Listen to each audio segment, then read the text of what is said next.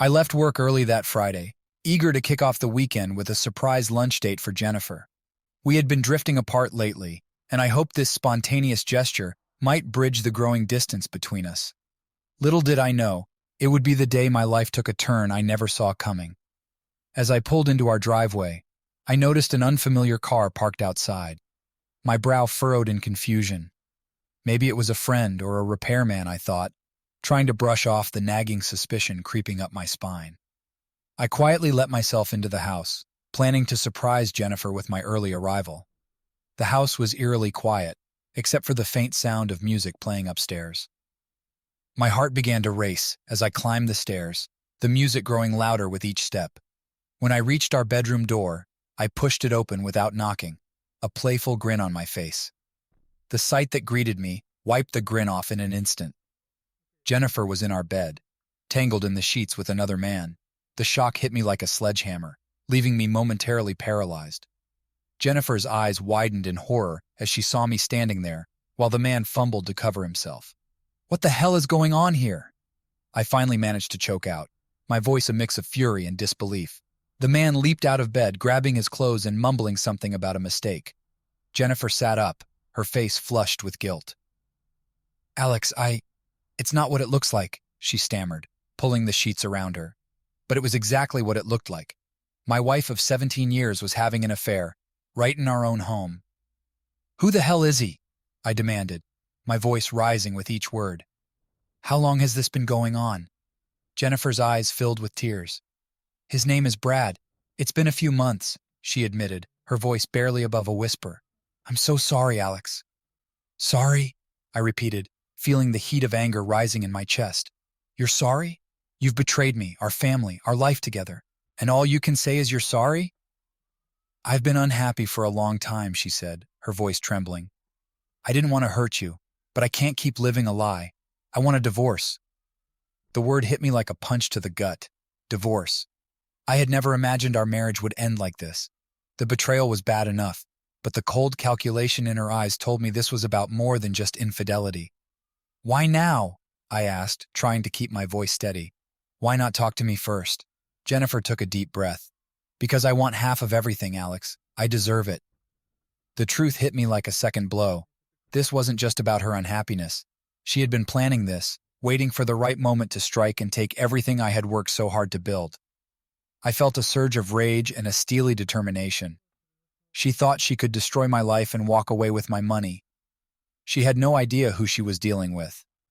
Without another word, I turned and left the room.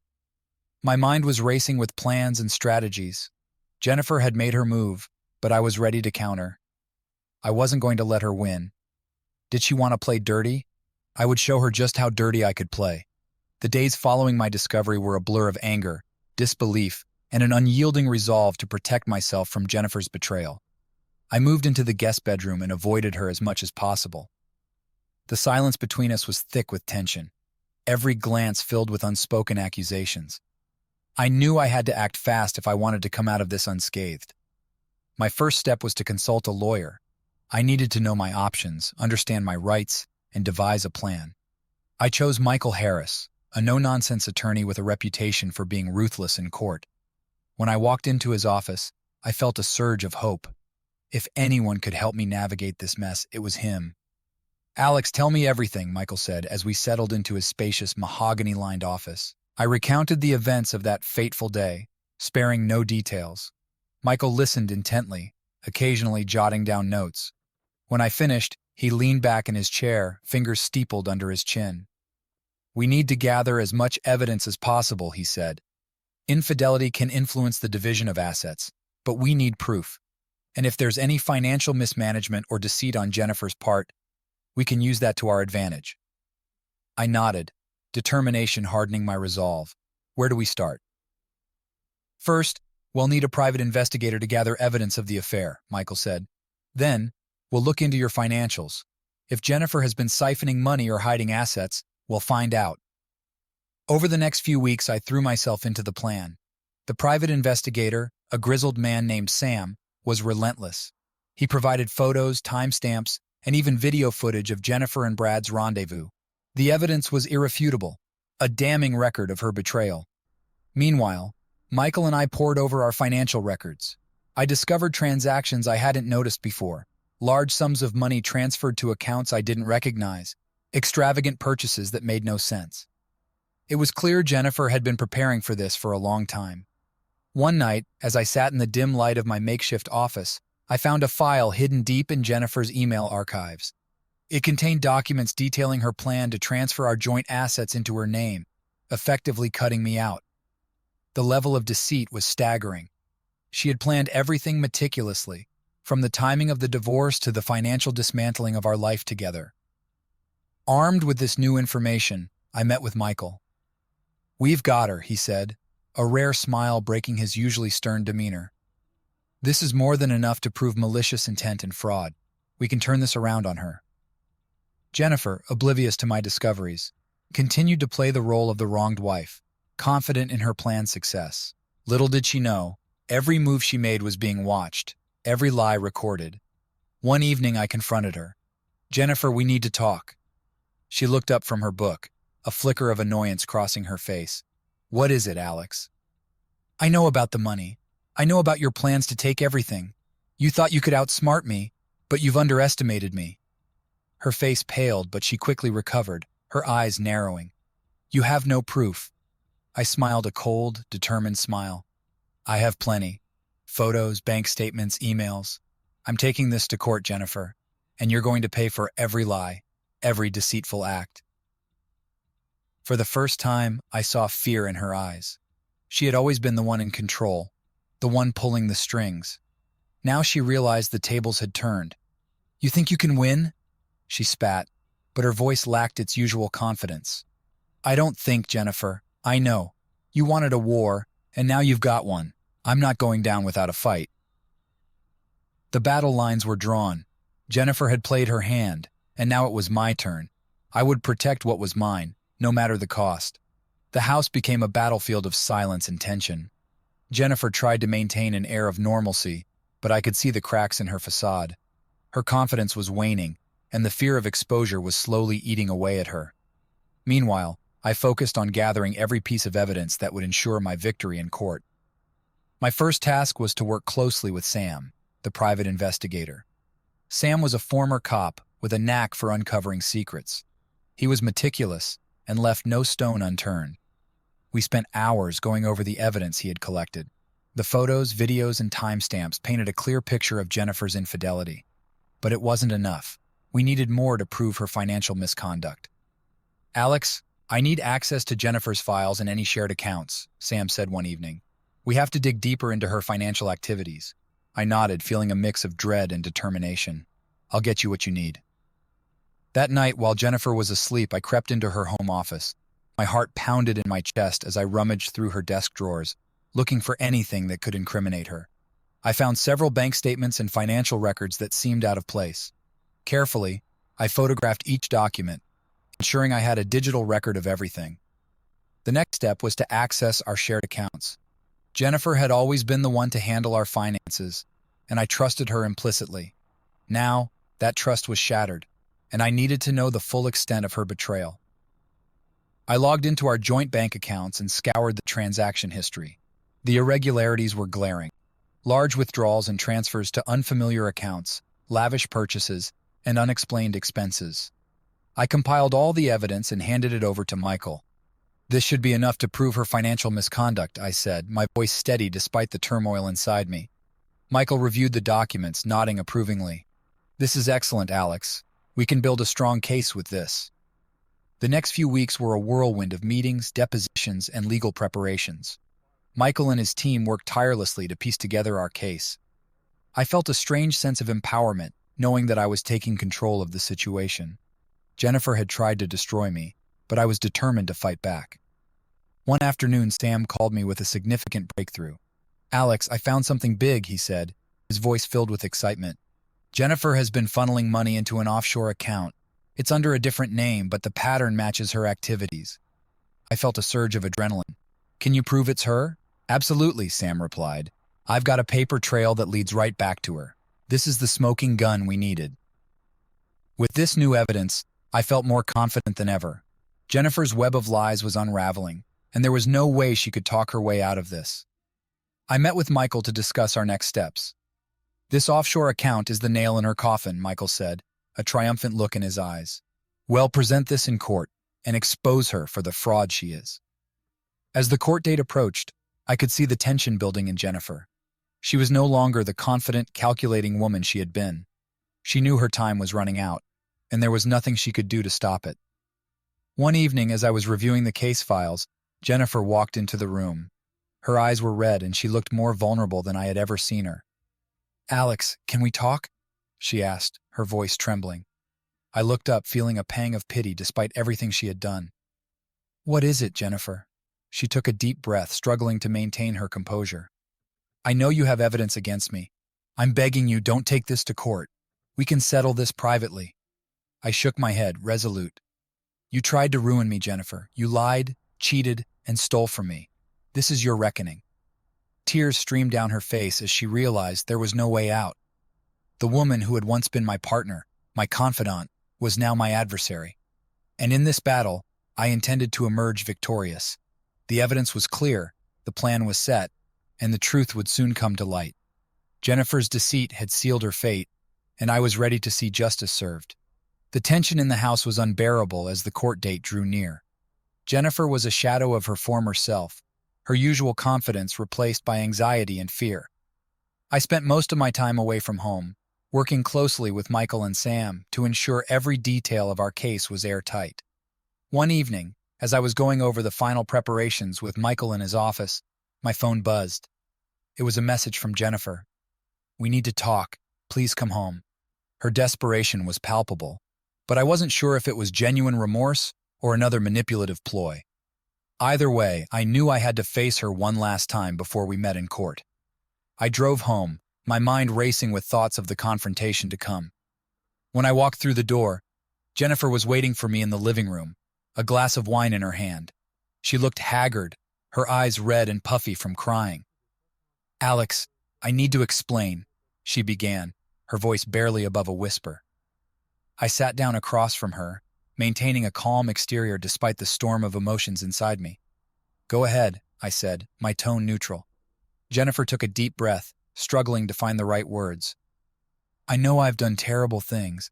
I've hurt you in ways I can't even begin to apologize for. But there is more to the story than you know." I raised an eyebrow, skepticism etched on my face. "More to the story? Like what, Jennifer? You cheated on me, tried to steal my money, and lied about everything. What else could there possibly be?" Tears welled up in her eyes as she continued. "It's true, I've been unfaithful. But the financial stuff, it's more complicated. I got involved with some bad people, and they forced me into it. They threatened me, Alex. I didn't know how to get out." I felt a flicker of doubt. Could there be some truth to her story? "Why didn't you come to me? Why didn't you tell me what was happening?" She looked down, shame written all over her face. "I was scared. I thought I could handle it on my own, but things spiraled out of control and I made bad decisions. I'm sorry, Alex, I am." For a moment, I felt a pang of pity for her. But then I remembered the months of deceit, the calculated moves to destroy our life together. "Jennifer, I understand that you were scared, but you still made choices. You chose to betray me. You chose to take everything we built and try to make it yours alone." She nodded, tears streaming down her cheeks. "I know. I deserve whatever happens. But please, can we settle this without going to court? Let's find a way to move on without destroying each other." I took a deep breath, weighing her words. There was a part of me that wanted to avoid the public spectacle, to find a way to end this quietly. But then I thought about the months of planning, the evidence we had gathered, the lies Jennifer had told. "Jennifer, we can't undo what's been done," I said, my voice firm but not unkind. "You made your choices, and now we have to face the consequences. I'm willing to discuss a settlement, but we're still going to court. The truth needs to come out." She nodded, defeated. "I understand, I'm sorry it came to this." "So am I," replied, standing up to leave. "But we'll get through it, one way or another." As I walked out of the room, I felt a sense of closure. Jennifer's attempts to explain didn't absolve her of the choices she had made, but they did add a layer of complexity to the situation. Still, the path was clear. We were headed to court, and I was prepared to see this through to the end. The next morning, Michael and I finalized our strategy. The evidence was solid, the arguments were clear, and we were ready. Jennifer had tried to destroy my life, but I had turned the tables. Now it was time for the truth to be revealed and for justice to be served. The day of reckoning was approaching, and I felt a mix of anticipation and dread. Jennifer had attempted to sway me with her story, but my resolve remained unshaken. We were going to court, and I was determined to see justice served. Michael and I spent countless hours perfecting our legal strategy, leaving no room for error. Alex, we need to stay focused on two main points: infidelity and financial misconduct, Michael said during one of our final meetings. The evidence we have is strong, but we need to present it in a way that leaves no doubt about Jennifer's intentions. I nodded, absorbing every detail of Michael's plan. He was a master strategist, and I trusted his expertise completely. We went over the evidence again: photos, bank statements, emails, and the documents from Jennifer's hidden offshore account. Each piece was a nail in the coffin of her deceit. During your testimony, keep your emotions in check, Michael advised. The jury needs to see you as a calm, rational person who's been wronged. Any outburst could work against us. Got it, I replied, determined to stay composed. What about Jennifer's claims about being threatened? Could that impact our case? Michael shook his head. She may bring it up, but without concrete evidence, it's just a desperate attempt to gain sympathy. We'll counter it by emphasizing her calculated actions and the premeditated nature of her financial moves. As the court date loomed, I felt a growing sense of confidence. The pieces were falling into place, and I was ready to face Jennifer in the courtroom.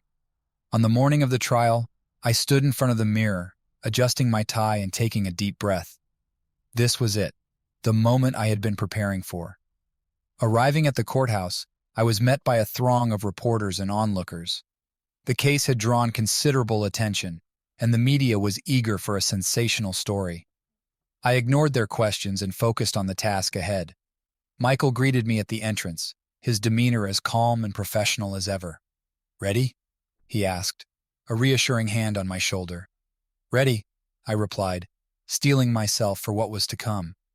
Inside the courtroom, the atmosphere was tense. Jennifer sat at the defendant's table, her face a mask of anxiety. She avoided my gaze, focusing instead on her legal team. The judge entered, and the trial began. Michael opened with a powerful statement, laying out the facts of the case in clear, concise terms. He painted a vivid picture of Jennifer's betrayal, her calculated financial maneuvers, and the impact of her actions on my life. The jury listened intently, their expressions grave. Next, it was my turn to testify. I took the stand, my heart pounding in my chest. Michael's words echoed in my mind: "Stay calm, stay focused." I recounted the day I discovered Jennifer's affair, the subsequent revelations about her financial deceit, and the steps I had taken to gather evidence. As I spoke, I could see the jury's reaction: sympathy, anger, disbelief. They were on my side. Jennifer's attorney attempted to discredit me, bringing up minor discrepancies and questioning my motives. But I held firm, refusing to be rattled. When Jennifer took the stand, her performance was both tearful and defiant. She reiterated her claims of being threatened, but the lack of evidence worked against her. Michael's cross-examination was relentless, exposing the holes in her story and highlighting her inconsistent statements. The climax of the trial came when Michael presented the evidence of the offshore account. The documents clearly showed Jennifer's attempts to hide money, and her feeble explanations only served to further incriminate her. The jury's decision was swift and unanimous. Jennifer was guilty of financial misconduct and fraud. As the judge handed down the sentence, Jennifer's face crumpled in despair. She was sentenced to several years in prison.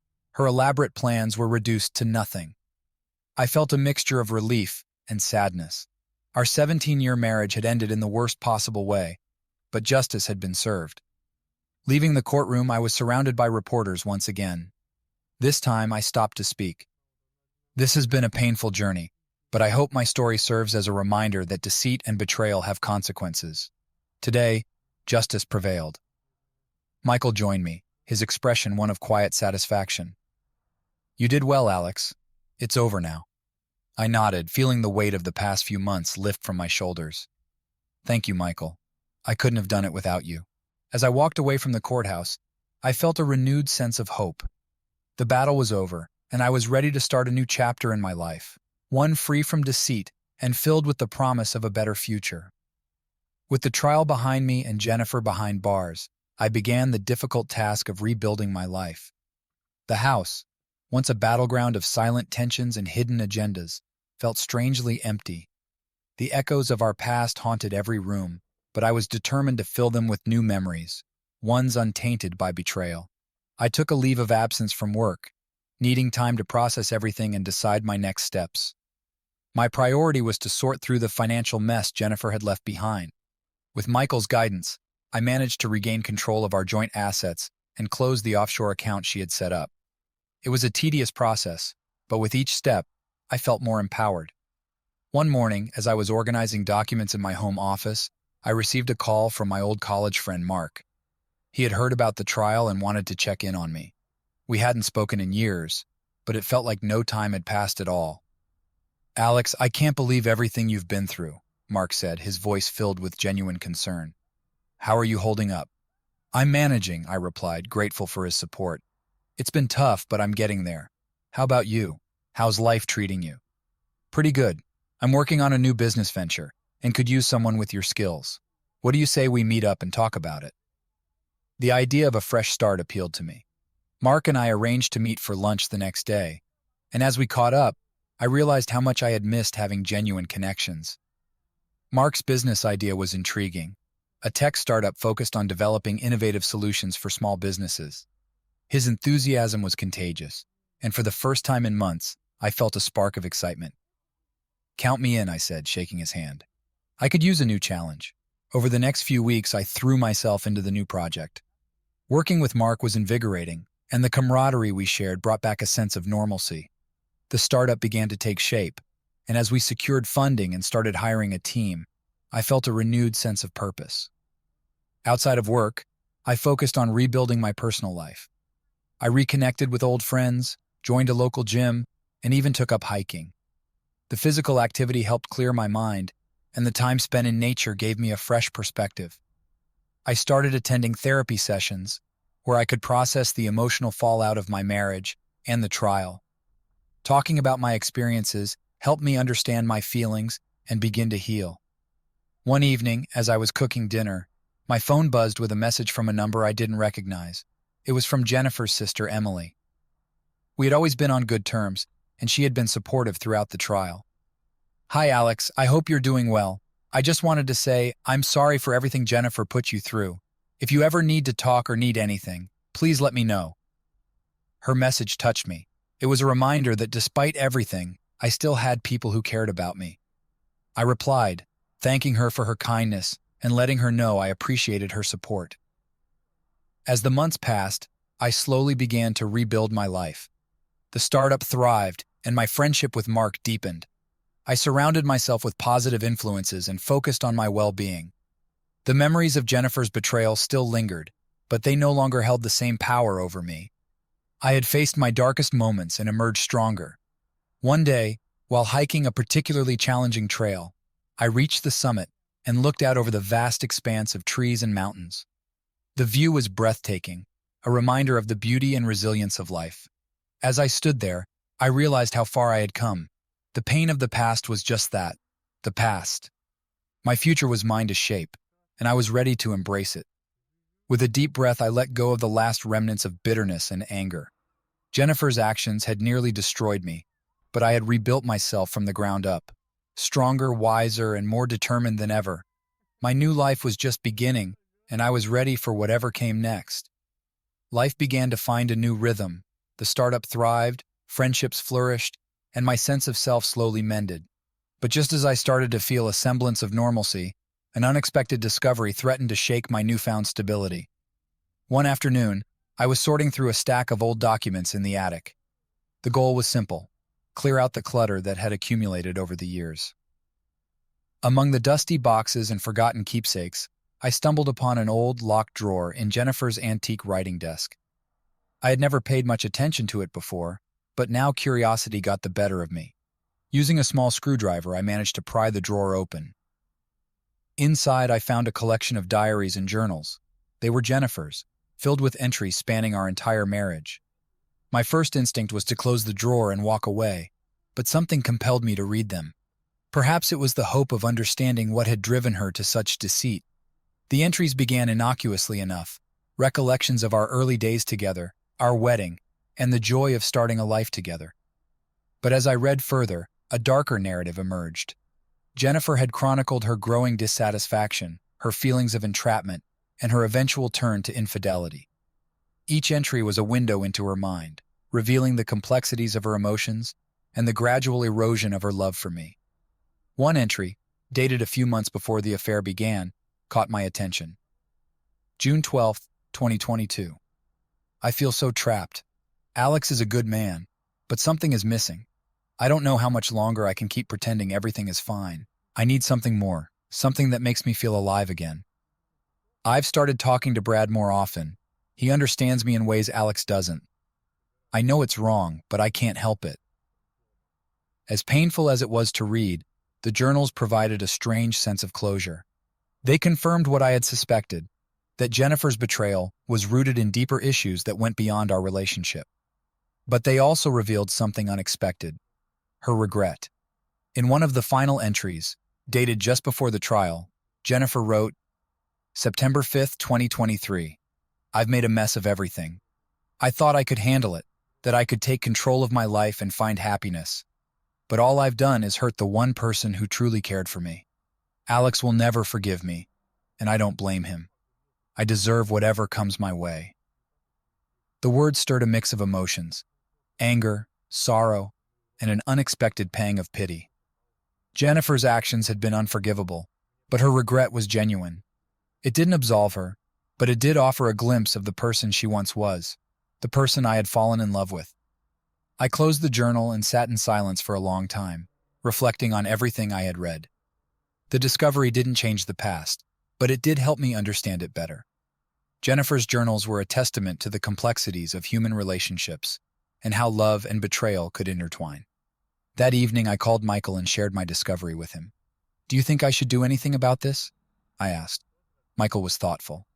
"It's entirely up to you, Alex. The legal battles are behind us, but if you feel this could offer some form of emotional closure, it might be worth considering." After much contemplation, I decided to keep the journals. They were a part of my past, a painful chapter that had shaped who I had become. But they also served as a reminder of the lessons learned and the strength I had gained. As I placed the journals back in the drawer and locked it, I felt a sense of peace. The unexpected discovery had reopened old wounds, but it had also allowed them to heal in a way I hadn't anticipated. Jennifer's words were a reminder of the fragility of love and the importance of honesty and trust. Life continued, and I focused on the future with renewed clarity. The startup flourished, friendships deepened, and I embraced each new day with gratitude. The past was a part of me, but it no longer defined me. I was ready for whatever came next, armed with the knowledge that I had faced my darkest moments and emerged stronger than ever. With the turbulence of the past behind me, I turned my attention to rebuilding the relationships that had been strained or neglected during the turmoil. Friends and family had been my rock, and it was time to reconnect and show my appreciation for their unwavering support. The first step was reaching out to my parents. They had been devastated by the news of Jennifer's betrayal and the ensuing legal battle.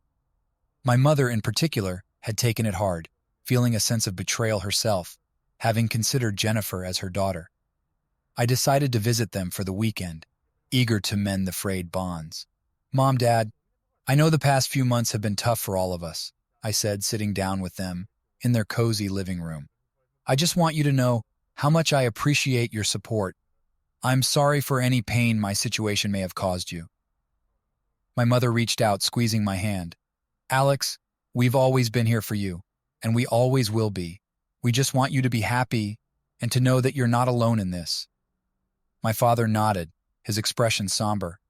"We're proud of how you handled everything, son. It's not easy to go through what you did and come out stronger." Spending time with my parents was healing. We reminisced about happier times, shared meals, and laughed together. It reminded me of the importance of family and the unconditional love that binds us. The visit left me feeling grounded and ready to face whatever the future held. Next, I reached out to my close friends, many of whom had supported me through the trial, but whom I hadn't seen much of since. Mark, in particular, had been a pillar of strength, and I owed him more than just a thank you. "Hey Mark, let's catch up over a beer," I suggested one evening. "There's a lot I need to say." We met at our favorite pub, a place that held countless memories of better times. As we clinked our glasses together, I felt a surge of gratitude. "Mark, I can't thank you enough for everything you've done. Your support, the business opportunity, all of it. I don't know how I would have made it through without you." Mark grinned, taking a sip of his beer. "You don't have to thank me, Alex. That's what friends are for. And besides, you've been doing great with the startup. We make a good team." Our conversation flowed effortlessly, moving from business to personal matters. We talked about the future and our plans for the startup, and even shared some laughs about the craziness of the past year. It felt good to reconnect, to feel a sense of normalcy returning to my life. Reconnecting with other friends followed naturally. I hosted a small gathering at my house, inviting a few close friends for a barbecue. It was the first time I had opened my home to others since the trial, and it felt like a significant step towards moving on. As we sat around the fire pit, sharing stories and laughter, I realized how much I'd missed these simple moments. My friends were my chosen family, and their support had been invaluable. I vowed to never take them for granted again. Emily, Jennifer's sister, also remained a constant in my life. She had been deeply hurt by Jennifer's actions, but had stood by me throughout the ordeal. We met for coffee one afternoon, and I thanked her for her unwavering support. "Alex, you've always been like a brother to me," Emily said, her eyes filled with sincerity. "What Jennifer did was unforgivable, but you handled it with grace. If you ever need anything, I'm here for you." Her words meant a lot, and I felt a renewed sense of gratitude for the people who had stood by me. The support of friends and family had been my anchor, and now, as I rebuilt my life, I knew I could count on them. Life began to take on a new normal. The startup continued to thrive, my relationships flourished, and I found a balance that had been missing for so long. The wounds of the past were healing, and I looked to the future with hope and optimism. With each passing day, I felt stronger and more at peace. The trials and tribulations had forged a new version of myself, resilient, determined, and ready to embrace whatever life had to offer. Surrounded by friends and family, I knew that I was never truly alone, and that the best was yet to come. With the support of friends and family bolstering my spirits, I felt ready to take on new challenges and embrace fresh opportunities. The startup, which had initially been a lifeline, was now blossoming into a successful venture. Mark and I had assembled a talented team, and our innovative solutions for small businesses were gaining traction. The future looked bright, and I was eager to see where this new path would lead. One evening, as I was working late in the office, Mark walked in with a grin on his face. "Alex, you're not going to believe this," he said, waving a piece of paper in the air. "We've been invited to present at the annual Small Business Innovation Conference." I looked up, excitement bubbling within me. The conference was a prestigious event, offering a platform for emerging companies to showcase their work to industry leaders and potential investors. "This is incredible, Mark. When is it?" "Next month in San Francisco," he replied. "We've got some prep work to do, but I think we're ready for this." The following weeks were a whirlwind of activity. Our team worked tirelessly to perfect our presentation, refining our pitch, and ensuring every detail was polished. The conference was a golden opportunity to take our startup to the next level, and we were determined to make the most of it. The day of the conference arrived, and as we boarded the plane to San Francisco, I felt a mix of nerves and excitement.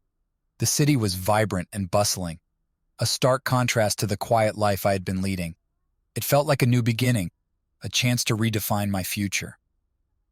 The conference venue was a sprawling convention center, filled with booths and stages showcasing the latest in business innovation.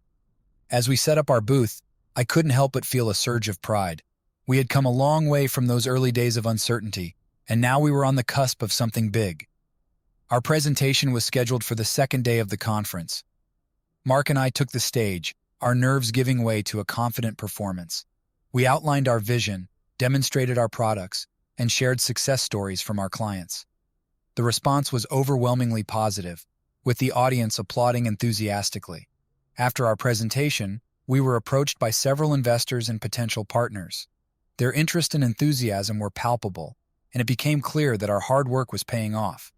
We spent the rest of the conference networking, attending workshops, and soaking in the wealth of knowledge around us. On the final evening, there was a gala event, offering a chance to unwind and celebrate. As I mingled with other attendees, I struck up a conversation with a woman named Rachel, a tech entrepreneur from New York. We clicked instantly, sharing stories about our respective journeys and the challenges we had faced. "Something is refreshing about starting over, isn't there?" Rachel said, her eyes sparkling with enthusiasm. "It's like you get a second chance to build something meaningful." I nodded, feeling a connection I hadn't experienced in a long time. "Absolutely. It's been a roller coaster, but I wouldn't trade it for anything. Every setback has been a lesson, and every success feels that much sweeter." As the evening progressed, Rachel and I continued to talk, discovering shared interests and a mutual passion for innovation. It was the first time since Jennifer that I felt a genuine spark with someone, and it filled me with cautious optimism. Returning home from the conference, I felt invigorated. Our startup had gained valuable exposure, and the connections we made promised exciting growth opportunities. But beyond the professional success, I carried with me a newfound sense of hope for the future. Rachel and I kept in touch, our conversations growing more frequent and personal. She became a source of inspiration and support, encouraging me to pursue my dreams and reminding me of the resilience I had developed. Our bond deepened, and before long, we found ourselves planning visits and exploring the possibility of a future together. Life was unfolding in ways I had never anticipated. The pain and betrayal of the past were fading, replaced by the excitement of new beginnings and the promise of love. I was ready to embrace whatever came next, knowing that I had the strength and support to overcome any obstacle. With friends and family by my side, a thriving business, and the potential for a new romantic chapter, I felt a sense of fulfillment and joy that had eluded me for so long. The future was bright, and I was ready to seize it with both hands. The success at the conference and my growing connection with Rachel brought a renewed sense of purpose to my life. Yet amidst the excitement of these new beginnings, I couldn't shake the feeling that there was still something unresolved. Despite my progress, the specter of Jennifer's betrayal lingered in the corners of my mind, a reminder of the past I was trying to leave behind. One evening, while going through some old files, I stumbled upon a letter from Jennifer's lawyer.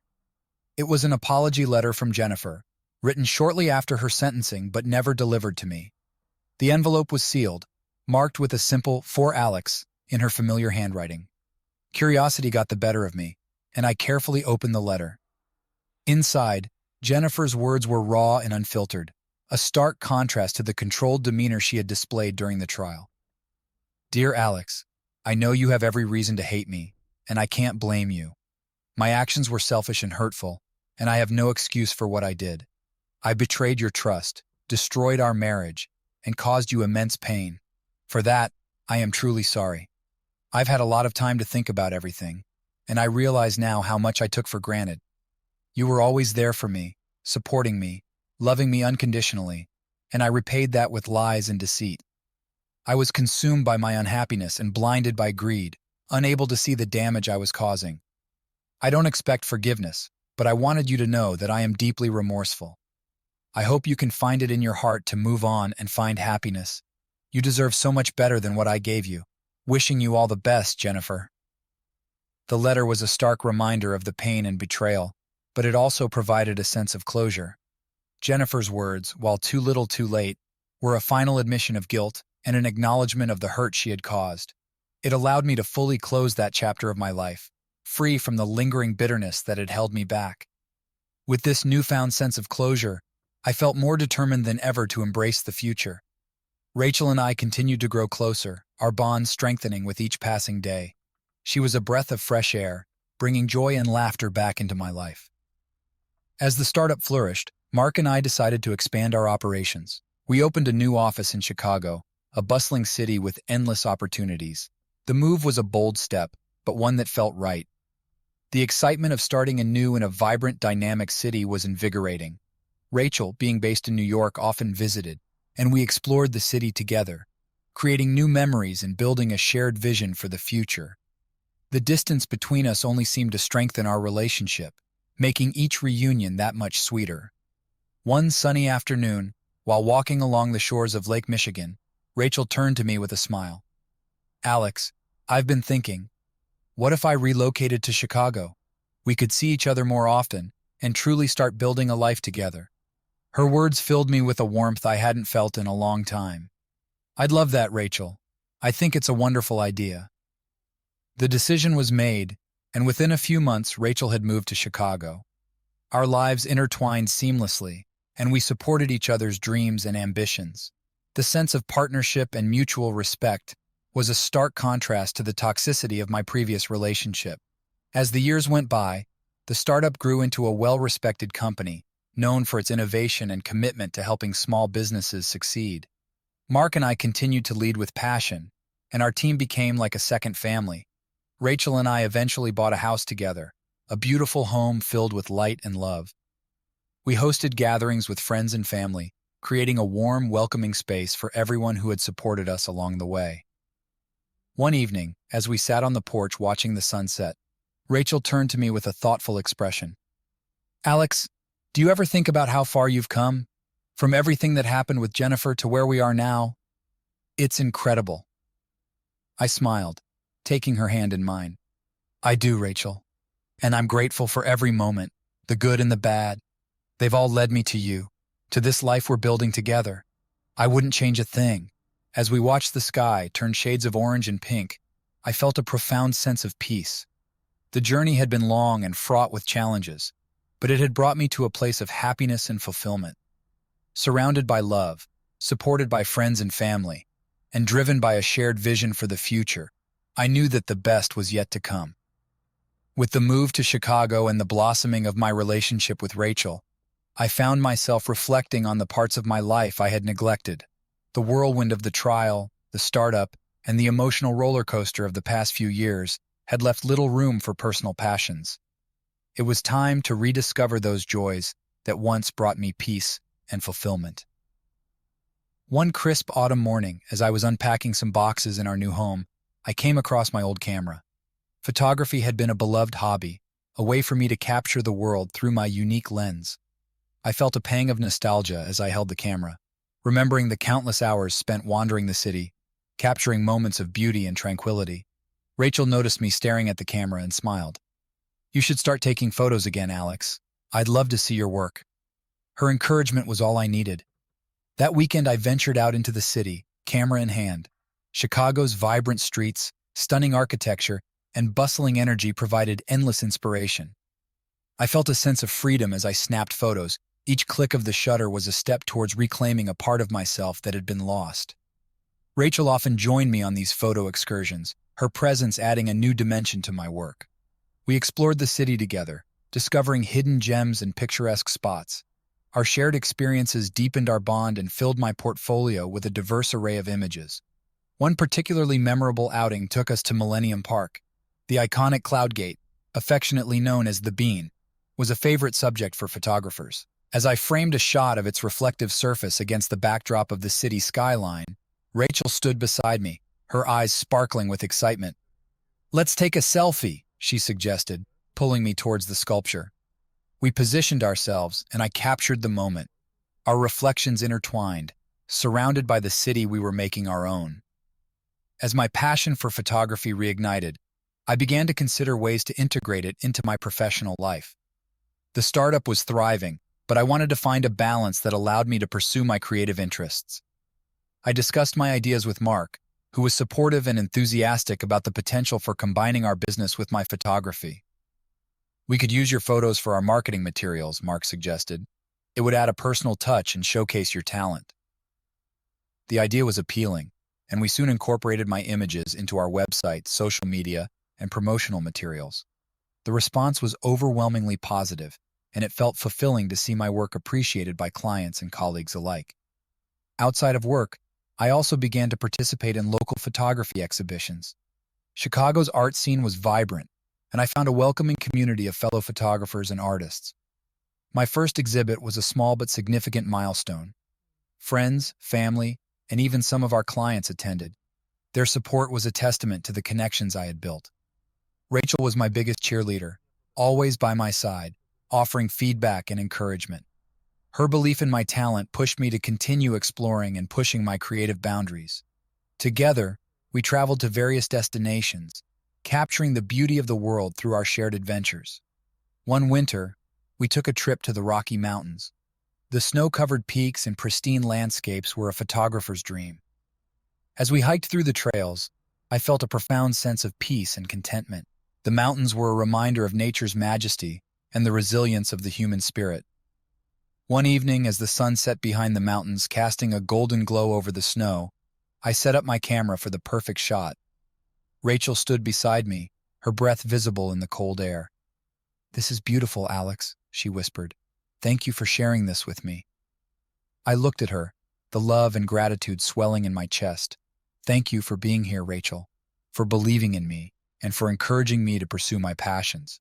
I couldn't have done this without you." Our trip to the Rockies was a turning point. It reaffirmed my commitment to balance work with personal fulfillment. The joy of photography, coupled with Rachel's unwavering support, brought a new dimension to my life. The future was bright, filled with endless possibilities and the promise of new adventures. As the seasons changed, so did my perspective.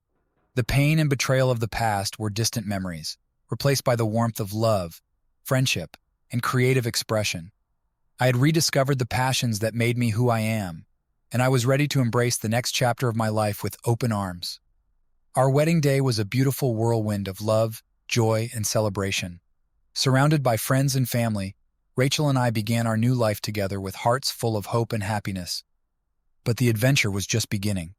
We had planned a honeymoon that promised to be as unforgettable as our love story. We decided to explore the picturesque landscapes of Italy, a country rich in history, culture, and romance. Our itinerary included the rolling hills of Tuscany, the ancient ruins of Rome, the canals of Venice, and the breathtaking Amalfi Coast. It was a dream come true, a perfect way to start our married life. Our first stop was Tuscany. We stayed in a charming villa nestled among vineyards and olive groves. The days were filled with leisurely walks through the countryside, wine tastings at local wineries, and intimate dinners under the stars. The beauty of the landscape and the tranquility of the setting made it feel like we were in a different world, far removed from the hustle and bustle of everyday life. One evening, as we sat on the terrace of our villa, enjoying a glass of wine and watching the sunset, Rachel turned to me with a contented sigh. "This is perfect, Alex. I feel so at peace here with you." I smiled, taking her hand in mine. "It's everything I hoped for and more. Being here with you, sharing these moments, it's like a dream." Our next destination was Rome, a city steeped in history and culture. We marveled at the grandeur of the Colosseum, the majesty of the Vatican, and the beauty of the Sistine Chapel. Every corner of the city held a story, and we immersed ourselves in its rich tapestry. One afternoon, while exploring the narrow streets of Trastevere, we stumbled upon a quaint little restaurant. The owner, an elderly Italian man named Giovanni, welcomed us with open arms and insisted we try his homemade pasta. As we enjoyed our meal, Giovanni shared stories of his life, his love for cooking, and his pride in his family. It was a reminder of the simple joys in life and the importance of cherishing every moment. From Rome, we traveled to Venice, a city unlike any other. The canals, the gondolas, and the historic architecture created a magical atmosphere. We spent our days exploring the winding streets and our evenings gliding through the canals, the soft glow of lanterns reflecting on the water. One night, as we floated along the Grand Canal, the sound of a gondolier's serenade filling the air, Rachel leaned her head on my shoulder. "I never want this to end," she whispered. I kissed her forehead, my heart full. "Neither do I, Rachel. But we'll carry this magic with us, wherever we go." Our final stop was the Amalfi Coast, where dramatic cliffs met the azure sea. We stayed in a seaside villa, waking up to the sound of waves crashing against the shore. We explored charming coastal towns, hiked along scenic trails, and enjoyed the fresh, delicious cuisine of the region. One afternoon, while lounging on a secluded beach, Rachel turned to me with a thoughtful expression. "Alex, what do you think about starting a family?" Her question took me by surprise, but in the best possible way. I think it's a wonderful idea, I replied, smiling. I've always wanted a family, and I can't imagine a better person to share that journey with. Rachel's eyes sparkled with happiness. Me too. I want to build a life with you, full of love and laughter. As our honeymoon came to an end, we returned to Chicago with hearts full of memories and dreams for the future. Our life together was just beginning, and we were ready to face whatever challenges and joys lay ahead. Back in Chicago, we settled into our routine, but the magic of our honeymoon lingered. We continued to explore the city, pursue our passions, and build our life together. The startup continued to thrive, and my photography gained more recognition, with several of my photos featured in local galleries. Rachel and I began planning for the next chapter of our lives, starting a family. We visited doctors, discussed our hopes and dreams, and made preparations for this exciting new journey. The prospect of becoming parents filled us with anticipation and joy. One evening, as we sat on our porch, watching the sunset just as we had on so many occasions, Rachel took my hand. "Alex, I have some news," she said, her eyes shining with excitement. "What is it?" I asked, my heart pounding with anticipation. "We're going to have a baby," she said, her smile radiant. I felt a surge of joy and emotion. "Rachel, that's incredible. I'm so happy." I embraced her, feeling a deep sense of love and gratitude. Our life together was unfolding most beautifully, and I couldn't wait to embark on this new adventure as a parent. As we prepared for the arrival of our child, our bond grew even stronger. We decorated the nursery, attended prenatal classes, and shared our hopes and dreams for our growing family. Each day brought us closer, and the love we felt for each other and our unborn child filled our home with warmth and happiness. The months flew by, and before we knew it, we were holding our newborn baby in our arms. The moment was indescribable, a perfect culmination of our journey together. As I looked at our child, I felt an overwhelming sense of love and purpose. This was our family, our future, and I was ready to embrace it with all my heart. Life had taken us on an incredible journey, from the depths of betrayal and heartache to the heights of love and joy. With Rachel by my side and our child in our arms, I knew that we could face anything together. The future was bright, and I was excited to see where it would take us next. Becoming parents was an incredible experience, but it also brought its own set of challenges. The first few months were a whirlwind of sleepless nights, diaper changes, and learning how to care for a newborn. Rachel and I faced these challenges together, our bond growing stronger with each late-night feeding and each shared moment of joy. Our baby, whom we named Ethan, brought immense happiness into our lives. His first smile, his first laugh, and his first steps were milestones that filled our hearts with pride and love. But along with the joys of parenthood came the inevitable struggles. Balancing our professional lives with the demands of a new baby tested our patience and resilience. One night, after a particularly exhausting day, Rachel and I sat on the couch, and Ethan was finally asleep in his crib. Rachel leaned her head on my shoulder, her exhaustion mirrored in my own. "Alex, do you ever feel like we're just barely keeping up?" she asked, her voice tinged with worry. I wrapped my arm around her, offering comfort. "I do, but we're doing our best, and we're in this together. We'll figure it out." We made a conscious effort to support each other, finding ways to share the workload and give each other breaks. We also relied on the support of our friends and family, who were always willing to lend a helping hand or offer a word of encouragement. As Ethan grew, so did our confidence as parents. We settled into a routine that balanced work, family, and personal time. My startup continued to thrive, and Rachel's career flourished as well. Despite the challenges, we managed to find a rhythm that worked for us. One of the most rewarding aspects of parenthood was watching Ethan's personality emerge. He was curious, playful, and full of energy. His laughter was infectious, and his boundless enthusiasm reminded us to find joy in the simple things. As Ethan approached his first birthday, Rachel and I decided to throw a small party to celebrate. We invited close friends and family, wanting to share this special milestone with the people who had supported us along the way. The day of the party arrived, and our home was filled with laughter and warmth. Ethan, dressed in a tiny party hat, was the center of attention, his wide-eyed wonder capturing everyone's hearts. As we gathered around to sing happy birthday, I couldn't help but feel a profound sense of gratitude. After the party, as we cleaned up and put Ethan to bed, Rachel turned to me with a smile. "We did it, Alex. We made it through the first year." I smiled back, feeling a deep sense of accomplishment. "We did, and I couldn't have done it without you." Life continued to bring its share of challenges, but we faced them with a newfound strength. Our family grew closer, and our love for each other deepened with each passing day. We learned to navigate the ups and downs of parenthood, supporting each other and finding joy in the journey. As Ethan grew, so did our dreams for the future.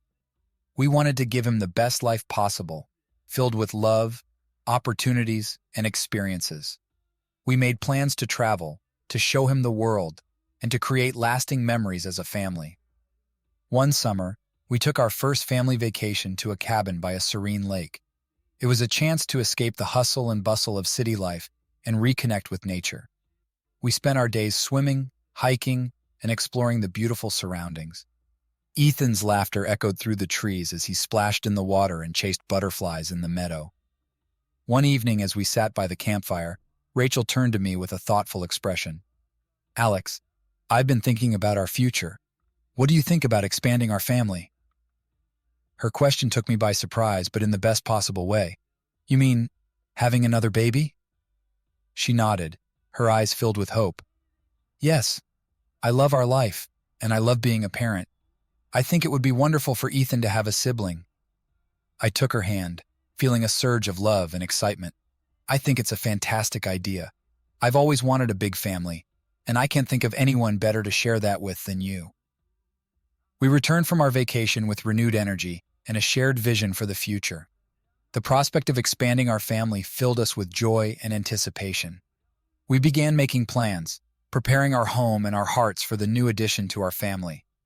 The journey ahead was filled with unknowns, but we faced it with confidence and hope. Our love had carried us through the darkest times, and it would continue to guide us through the challenges and triumphs to come. With Rachel by my side and our growing family, I knew that the best was yet to come. The decision to expand our family brought a wave of excitement and anticipation. As we navigated the journey of trying for a second child, our bond as a family grew even stronger. Rachel and I shared dreams of our growing family with Ethan, who seemed eager to become a big brother. One chilly autumn morning, Rachel came to me with a gleam in her eye and a pregnancy test in her hand. "Alex, I have some news," she said, her voice trembling with joy. I looked at the test, my heart swelling with happiness as I saw the positive result. "Rachel, this is amazing. We're going to have another baby." We embraced, tears of joy streaming down our faces. The thought of welcoming a new member into our family filled us with indescribable happiness. We shared the news with Ethan, who, although still young, seemed to understand that something special was happening. "Baby?" he asked, his eyes wide with curiosity. "Yes, Ethan," Rachel said, pulling him into a hug. "You're going to be a big brother." The months that followed were filled with preparations and planning. We turned the guest room into a nursery, choosing soft colors and whimsical decorations that would create a warm and welcoming space for the new baby. Rachel and I attended prenatal appointments together, cherishing each milestone and eagerly anticipating the arrival of our second child. As Rachel's due date approached, we found ourselves reflecting on how far we had come. The challenges and triumphs of the past few years have strengthened our relationship and prepared us for this new chapter. We felt ready to embrace the joys and challenges of raising two children. One crisp winter evening, Rachel went into labor. The drive to the hospital was a blur of excitement and nerves. When we arrived, we were quickly settled into a room, and the labor process began in earnest. Rachel was a warrior, her strength and determination awe-inspiring. I held her hand, offering words of encouragement and love. After several intense hours, the moment finally arrived. Our baby girl Lily was born, her cries filling the room. I cut the umbilical cord, tears streaming down my face as I looked at our beautiful daughter. Rachel held her, her eyes filled with love and exhaustion. "She's perfect," Rachel whispered, gazing down at Lily. "Welcome to the world, little one." We spent the next few days in the hospital, bonding with Lily and adjusting to life as a family of four. Ethan visited with my parents, his eyes wide with wonder as he met his baby sister for the first time. "Baby," he exclaimed, gently touching Lily's tiny hand. Yes, Ethan, I said, smiling. This is your sister, Lily. You're going to be the best big brother. Bringing Lily home was a surreal experience. Our house, already filled with love and laughter, now felt complete with her presence.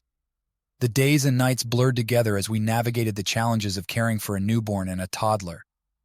Despite the exhaustion, our hearts were full. One evening, after putting Ethan and Lily to bed, Rachel and I sat on the couch, wrapped in a blanket and sipping hot tea. We did it, Alex, Rachel said, her voice filled with contentment. Our family is growing, and it feels perfect. I nodded, feeling a deep sense of fulfillment. It does. I couldn't be happier. Seeing you with Ethan and Lily, knowing we're building this life together, it's everything I ever dreamed of. As the weeks turned into months, we settled into our new routine. Ethan embraced his role as a big brother, showing a tenderness and curiosity that warmed our hearts. Rachel and I continued to support each other, finding moments of connection and joy amidst the chaos of parenthood. Our careers flourished as well. The startup continued to grow, and my photography gained further recognition. Rachel's career thrived, and she balanced her professional life with her dedication to our family. We found a rhythm that worked for us, each day a testament to our love and resilience. One summer, we decided to take a family trip to the coast. It was our first vacation as a family of 4, and we were eager to create new memories together. The beach house we rented was a cozy retreat, with a stunning view of the ocean and plenty of space for the kids to play. Ethan and Lily reveled in the freedom of the beach, their laughter echoing through the salty air. We built sandcastles, collected seashells, and splashed in the waves. The simplicity of the moments we shared was a reminder of the beauty of family and the joy of being present in each other's lives. One evening, as the sun set over the horizon, painting the sky in shades of pink and orange, we sat on the beach, watching the waves roll in. Rachel leaned against me, Lily nestled in her arms, and Ethan sat beside us, his eyes wide with wonder. This is perfect, Rachel said softly, her voice filled with contentment. I'm so grateful for our family, for these moments. I wrapped my arm around her, feeling the same sense of gratitude. Me too, Rachel. We've been through so much, but it's all led us to this. Our family, our love, it's everything. As we sat there, watching the sun dip below the horizon, I knew that no matter what challenges lay ahead, we would face them together. Our journey was far from over, but with Rachel by my side and our children in our hearts, I felt ready for whatever the future held. Life was a series of beautiful, messy, and unforgettable moments, and with each passing day, I realized more and more how lucky I was to share them with the people I loved most. Our family was our greatest adventure, and I couldn't wait to see where it would take us next. As life settled into a steady rhythm with our growing family, we felt a sense of contentment and joy. But life, as we have learned, is rarely without its trials. Just as we were getting comfortable, a new challenge emerged that tested our strength and resilience once again. One autumn afternoon, as I was wrapping up a meeting at the office, my phone buzzed with a call from Rachel. Her voice, usually so calm and composed, was laced with panic. Alex, something's wrong with Lily. She's been crying nonstop and she has a high fever. I'm really worried. My heart skipped a beat. I'll be home right away, I said, grabbing my things and rushing out the door. The drive home felt like an eternity, my mind racing with worry. When I walked through the door, I found Rachel cradling Lily, her eyes filled with concern. We need to take her to the hospital, Rachel said, her voice trembling. This doesn't feel right. We quickly bundled up Ethan and Lily and drove to the nearest hospital. The doctors examined Lily and ran a series of tests, the waiting unbearable. Hours later, the pediatrician approached us with a somber expression. We've identified a serious infection, he explained. We need to admit Lily and start treatment immediately. It's critical to get this under control. Rachel's face went pale and I squeezed her hand, trying to offer some comfort. She's going to be okay, Rachel, I whispered, more to reassure myself than her. She's strong. The following days were a blur of hospital visits, sleepless nights, and constant worry. Seeing Lily hooked up to monitors and IVs was heart-wrenching. Ethan, too young to fully understand, sensed the tension and clung to us, his usual cheerful demeanor subdued. We took turns staying at the hospital, one of us always by Lily's side while the other cared for Ethan. Friends and family rallied around us, offering support and helping with meals and childcare. Their kindness was a lifeline during those dark days. One night, as I sat by Lily's bedside, Rachel joined me, her eyes filled with tears. "Alex, I'm so scared," she confessed, her voice breaking. "I don't know if I can handle this." I wrapped my arms around her, holding her close. "We'll get through this, Rachel. Lily is strong, and so are we. We've faced challenges before, and we'll face this one together." Gradually, Lily's condition began to improve. The doctors were optimistic, and we clung to their words, finding hope in each small sign of progress. After what felt like an eternity, Lily was finally well enough to come home. The relief was overwhelming, and we were grateful beyond words. Back home, we focused on Lily's recovery, showering her with love and care. Ethan, sensing the return to normalcy, began to brighten as well. Our family, though shaken, emerged stronger and more united. The experience had a profound impact on us. It reminded us of the fragility of life and the importance of cherishing every moment. Rachel and I found a new depth of strength in each other, our bond fortified by the ordeal we had faced. As Lily regained her strength, we slowly resumed our normal activities. We took walks in the park, enjoyed family meals, and celebrated the little milestones that marked her recovery. Each day was a testament to resilience and the power of love. One evening, as we sat on the porch watching the sunset, Rachel turned to me with a thoughtful expression. "Alex, I've been thinking about how fortunate we are to have such amazing support. I want to find a way to give back, to help other families going through tough times." Her words resonated deeply with me. "I think that's a wonderful idea, Rachel.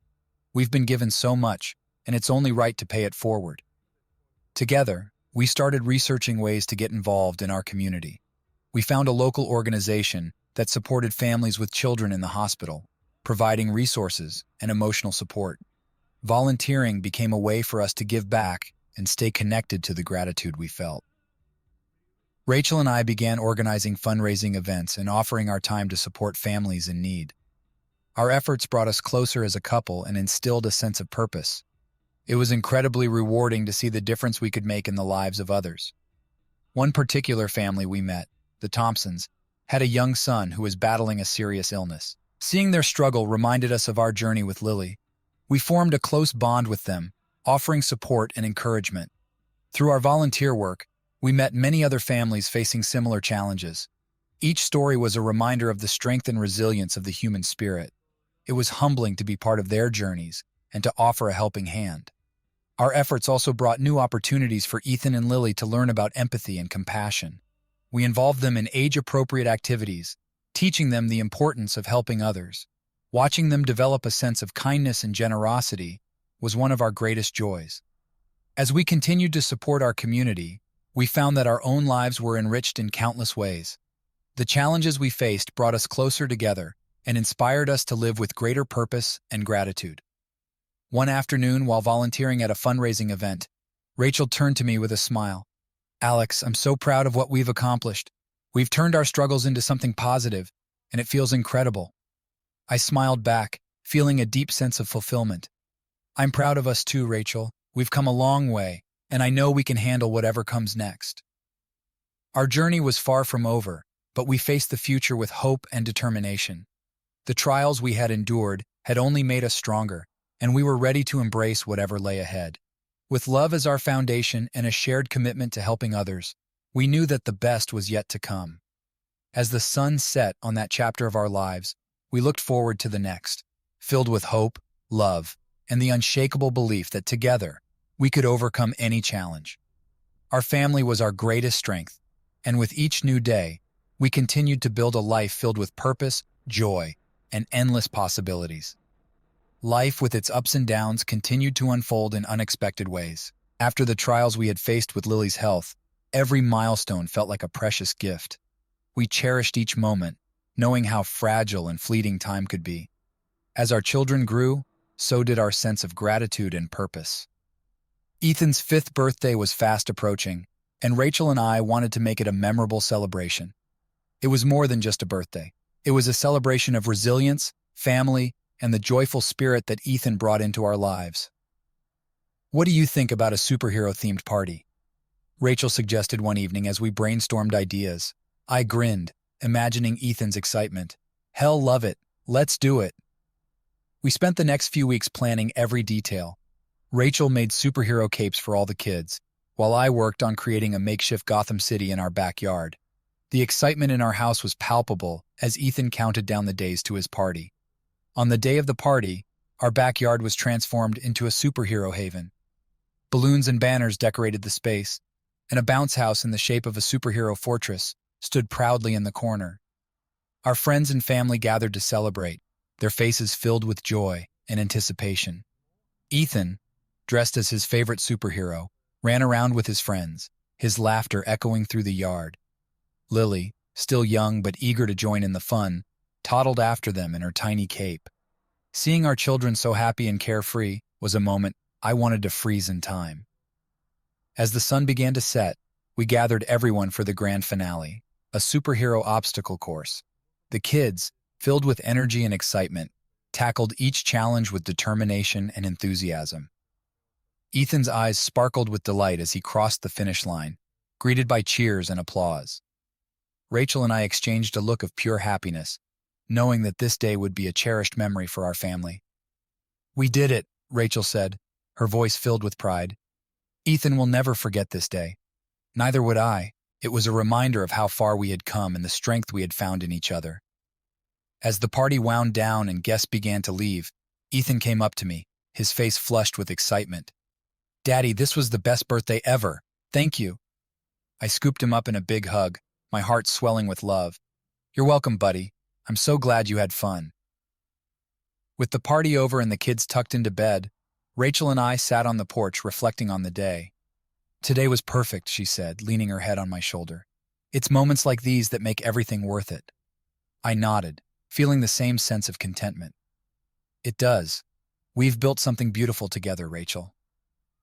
In the months that followed, life continued to present its mix of challenges and triumphs. The startup faced new hurdles as we expanded, but Mark and I tackled them with the same determination that had brought us this far. Rachel's career flourished, and she found a balance that allowed her to pursue her passions while being a dedicated mother. Lily's health continued to improve, and her boundless energy and curiosity brought so much joy to our lives. Watching her grow and thrive was a constant reminder of the resilience and strength of the human spirit. One evening, as we were getting the kids ready for bed, Rachel turned to me with a thoughtful expression. "Alex, I've been thinking about something.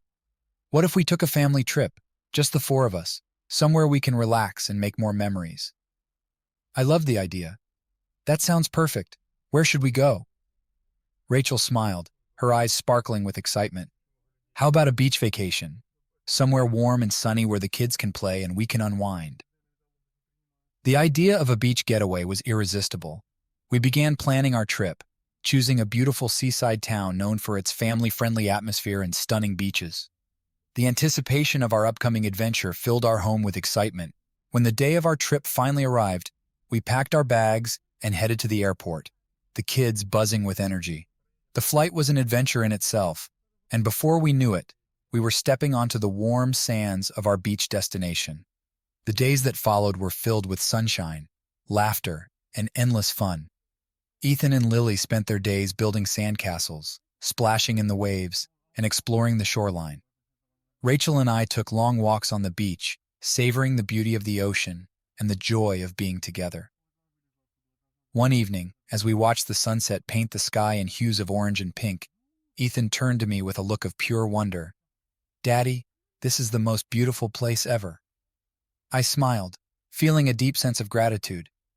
"It is, Ethan, and I'm so glad we're here together." Our beach vacation was a time of connection and renewal.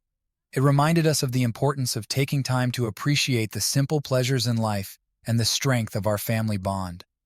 As we returned home, refreshed and filled with new memories, we felt ready to face whatever challenges lay ahead. Life, with its mix of trials and triumphs, continued to unfold.